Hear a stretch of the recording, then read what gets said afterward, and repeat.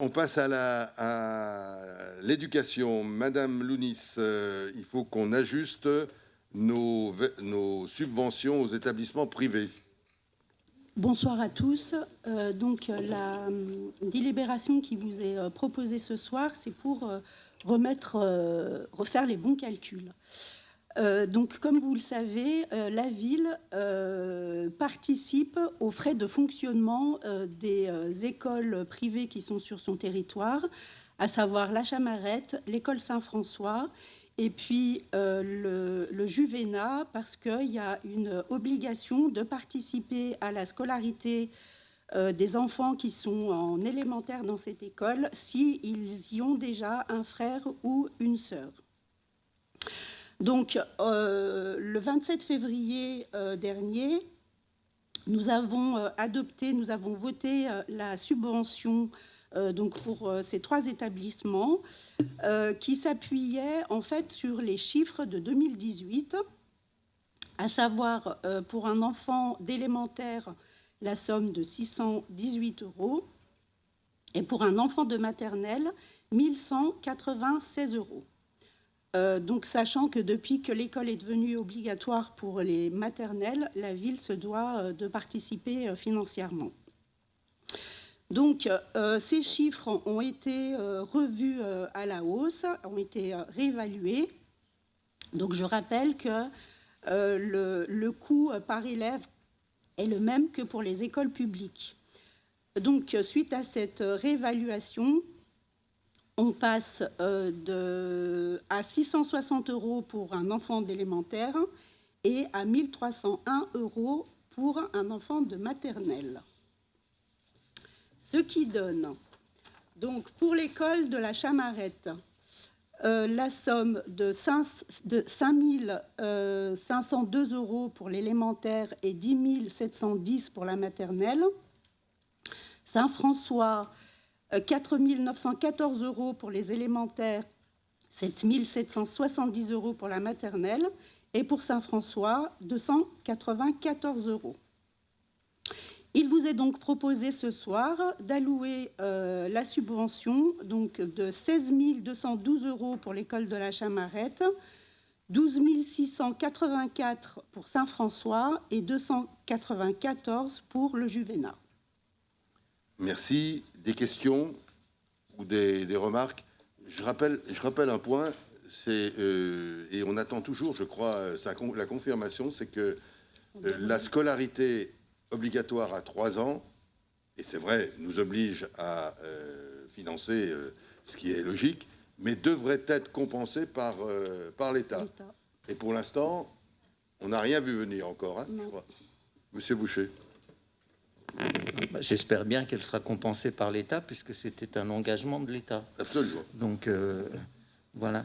Je voudrais juste faire remarquer que ce qu'il faut aussi remarquer, c'est que donc, il y a eu une augmentation de la somme qui a été allouée à nos élèves sur un masse, qu'ils soient dans le privé ou qu'ils soient dans le public, mais puisque le privé, les calculs pour le privé, pour l'école privée, donc s'alignent sur les calculs pour l'école publique, c'est-à-dire que d'une année à une autre, donc notre effort pour la scolarisation des élèves augmente et a augmenté, notamment en maternelle par la création d'ATSEM, d'une ATSEM par classe de petits, c'est-à-dire qu'on a fait progresser le nombre d'ATSEM dans nos écoles maternelles, et donc par ruissellement, c'est ça qu'on dit, par ruissellement, donc ça profite aux enfants des écoles privées.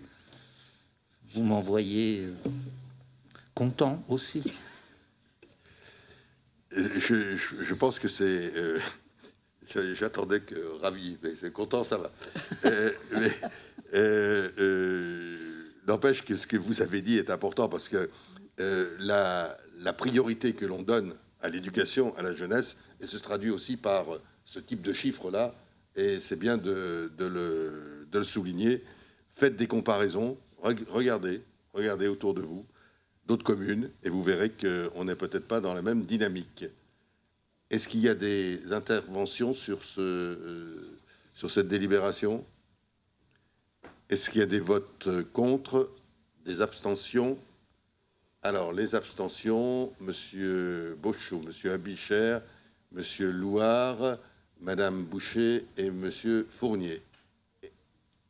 Et Monsieur Gaillard. Oui. Attendez, je vous ai tout noté.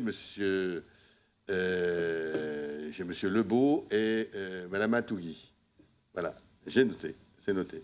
Voilà. Non. Madame, le vote est fait. Oui, c'est pas grave. Allez-y. Juste quand je vote contre ou que je m'abstiens, on me demande pourquoi, si je peux expliquer mon vote. Je voudrais Pas tout le temps. Oh, bien souvent, on va dire, d'accord. Donc je voudrais savoir pourquoi on a autant d'élus qui votent contre cette aide. Ils ne sont pas abstenus. Qui se sont abstenus, pardon, Voilà, qui se sont abstenus sur cette aide qui finalement permet à tous les enfants d'Annemasse d'être à égalité. Monsieur Bochot. Oui, moi je réponds bien volontiers. Je considère qu'une subvention en tant que telle est versée par la commune en totale liberté. Or là, c'est le législateur qui impose à la commune de verser une subvention à hauteur de ce qu'il fait pour les écoles publiques. Et moi, j'aime pas qu'on me force la main, et d'autant plus que je considère que le choix de la scolarité dans le privé ou dans le public reste un choix. Et voilà, si des personnes souhaitent mettre leurs enfants dans le privé, et j'ai été dans le privé, et mes parents ont participé à ce financement, eh bien c'était le choix de mes parents, c'est le choix des parents qui mettent leurs enfants dans le privé. Donc voilà, c'est un choix qui est personnel, mais à nouveau, je trouve ça déplacé que l'État nous demande de verser une subvention, nous oblige à verser une subvention, que ce soit quelque chose qui soit prévu en dehors d'un cadre de subvention, si c'est le législateur qui l'impose, pourquoi pas, mais moi, on ne m'impose pas une subvention. Monsieur Fournier. Oui, je suis sur le même raisonnement, et il y a quand même eu pas mal de lois qui nous imposent de subventionner l'école privée.